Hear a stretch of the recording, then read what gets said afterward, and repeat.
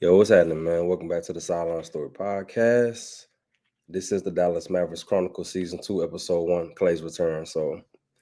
The in-season tournament for the Dallas Mavericks kicked off with Klay Thompson returning to his former team in the Golden State Warriors, where we fell short 117-20. I kind of want to get into some of the things that I saw in the game and the reasons why we lost. First and foremost, I feel like when Klay first had his first few possessions, we didn't do him any favors of how we got him into rhythm offensively. I kind of wanted to see them use Klay in a bit more motion style instead of giving him the ball in like ISO formation. Just here you go, you do your thing. Even though Steph Curry was on him, man, Steph Curry is a smaller player than Klay Thompson. Putting the ball on the floor is something that we've seen Klay Thompson do. But my personal opinion, I feel like that's just not what he's an expert at. I kind of want to see the Mavericks fit his style of play more and creating better opportunities for him, whether it be some off-ball screens, some backdoor cuts. Just make it easier for him. Don't just give him the ball and just say you work. Klay doesn't really have a bag, if you will, in order for him to really get that off. We've seen Klay put the ball on the floor many a times, but I just kind of feel like we just didn't do him any favors in those first few possessions. This was also a game of runs. I have in my notes, you see 8-0 runs, 16-2 runs, 15-3 runs. This was a game of runs. And I was speaking to the guys earlier about the Warriors in the aspect of the competition that they played up until that point. You could kind of knock them for it, but they also showed that they can definitely play with better competition. They had a role win in Boston. They had a role in Oklahoma City. So at the same time, it's like, okay, now you kind of see when they step up in competition, they definitely can compete. They got a lot of players shooting 40 high 40s percent in threes. Draymond Green, he's been shooting decent to good from 3-point as of late. They got one of the best bench units led by Buddy Hield and Jonathan Kuminga. Those two guys coming off the bench is really like it's been amazing for the Warriors. Jonathan Kuminga coming off the bench has been like a revelation for them. Um, in this game in particular, though, I'm wondering now, is Luka hurt? Because the talk in the Maverick community now is like, is he hurt? And we know he hasn't played in the preseason. Is he out of shape? So it's like he's trying to play himself back into shape. And you kind of see like in the fourth quarter, he ran out of gas for real. So I don't know. I don't know if it's a narrative being set now that we can't close games because we've lost the last 3 games by a total of 6 points. So now a narrative will be created that we can't really close games. I feel like in the first 3 quarters, Luka really didn't have no help offensively. Even though Daniel Gafford had a pretty efficient game, it just wasn't enough from an impact standpoint. We had a lot of players in foul trouble. Klay Thompson, Derek Lively, Daniel Gafford, Kyrie Irving. You saw guys coming and going off the bench because they got in constant foul trouble. We saw Jason, Jackson Davis and Kevon Looney. We saw we saw those guys rebound at a high level. From an offensive rebounding standpoint, we kind of saw them taking over the game. I think from rebounds total, they combined for like 20 rebounds. Kevon Looney is one of the best offensive rebounders in the game, and it's like if you look at him, like what he's kind of been able to do now as far as like he's not a starter anymore. You know, he was the starter at center for them for a while, and it's like now he's been like delegated to a bench role, but he comes in, he gets 11 rebounds off the bench. It's like he's still one of the best rebounders in the game, especially like his offensive rebounding, the ability to give like guys like Steph Curry second chance points, to get Draymond Green the chance to set up the offense. It's just too dangerous of an ability, and I feel like the Mavericks we got taken advantage of in that aspect. We even got caught lacking sometimes. It was an out of bounds play where Derek Lively was supposed to receive the ball, and Jackson Davis he stole the ball from him and ran down to the other end of the court and ended up getting fouled. And it was just like this Mavericks team, we get lazy, we got a lack of effort.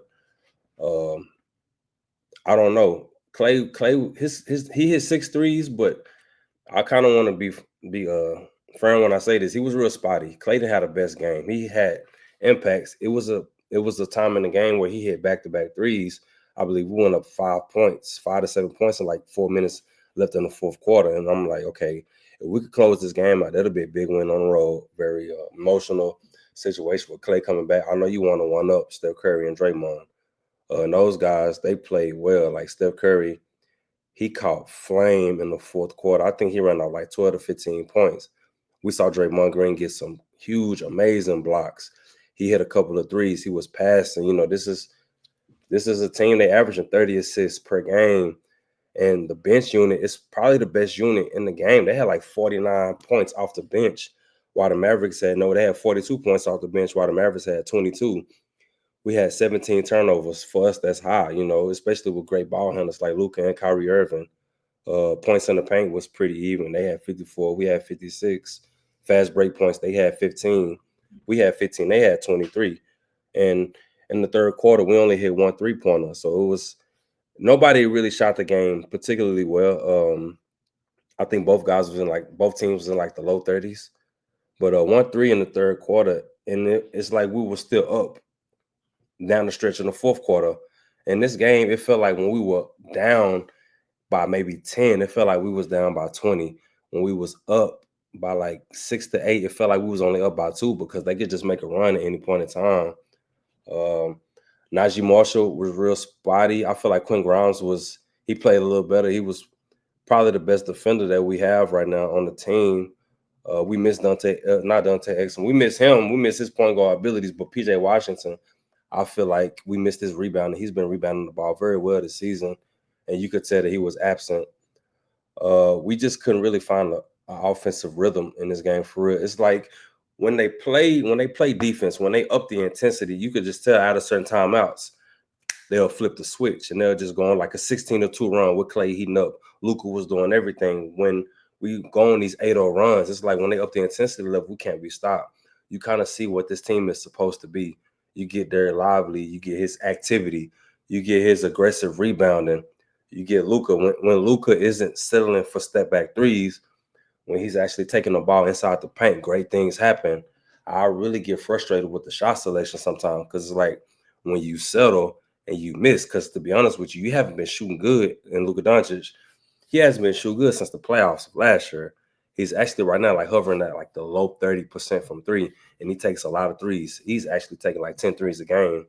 That's one from a statistical standpoint, that's one of the highs, So it's like if you know you could take the ball inside the paint and get whatever you want, why are you selling for these threes? Of course, we live and die by your step back three, because when you do make it, it's really demoralizing to the opposition. It's a confidence killer for it, because if you could rattle off like a few of those, you could tell when he start to play hero ball, if we'll go down by maybe 10 or 14 points, he's gonna try to hit a step back three, try to cut that lead down some. That's kind of what he reverts to. That's like his bottom line for real. And Kyrie Irving, he actually got off to a pretty decent start in the fourth quarter, but down the stretch, he kind of like he disappeared because we was running the offense through Daniel Gafford for some strange reason. I don't understand what it was. It was very odd to me. And Golden State just went on this run. Like Steph Curry, you get switched on to Derek Lively by like a pick and roll. That's the last place you want Derek Lively to be. He hits a crazy three over the top of Derek Lively, goes down the court, does his signature, his night-night move. But I don't know. Now this is a 3-game skid that you kind of don't want to see, because now you in the Western Conference with the Warriors surprising everybody. The Thunder, they're playing very good. You even got the Rockets playing good basketball. Like the Western Conference is a dogfight. The Phoenix Suns, they're playing just as well as anybody could have imagined. Shout out to them. So it's like you don't want to find yourselves on the outside looking in. We cannot afford to get off to these 2025 type starts. We need to start now, so that way you give yourself cushion, because I'm pretty sure this Western Conference is going to be way more competitive than it was last year. It's a lot of teams that upgrade. It's a lot of teams that remain, kept the roster intact, building on that continuity, building on that chemistry. So you cannot afford to go under, because I promise you, we won't be able to catch anybody off guard like we did last year in that stretch, like after the trade deadline type stuff, when we ran off probably the most wins in the NBA, even though the schedule was in our favor. We won't have that luxury this year, because the Western Conference is that much better, So yeah, I don't know. I feel like it was a very entertaining game. Shout out to those two teams that went out there and played very hard. But yeah, I don't know. I feel like Jason Kidd got his work cut out for him. I feel like when they're clicking, you can kind of see what it's supposed to be. I can't wait till PJ gets back, when Dante gets back, whenever he gets back. he might not be back to 2025 for real. But when this team does reach final form, I feel like it'll be a very scary team when they can find a way to incorporate the line back. When Klay, if and when he could be way more consistent, when Kyrie could really just put his imprint on the game, and with Luka Doncic, hopefully he gets healthy at some point this season, because right now you could tell he's compromised, just like he was compromised all through the playoffs. And that's something that you do not want to see in the beginning of the season, because you just don't want to fall so far behind the gun. Because as of right now, the Thunder, the Golden State Warriors, the Phoenix Suns, even the Nuggets 7-3 now. Like, we were having questions about them so early through the season. It's like, bro, we don't know if they're gonna be struggling. They kind of getting it together now too. So at the same time, it's like you don't want to fall too far behind the gun.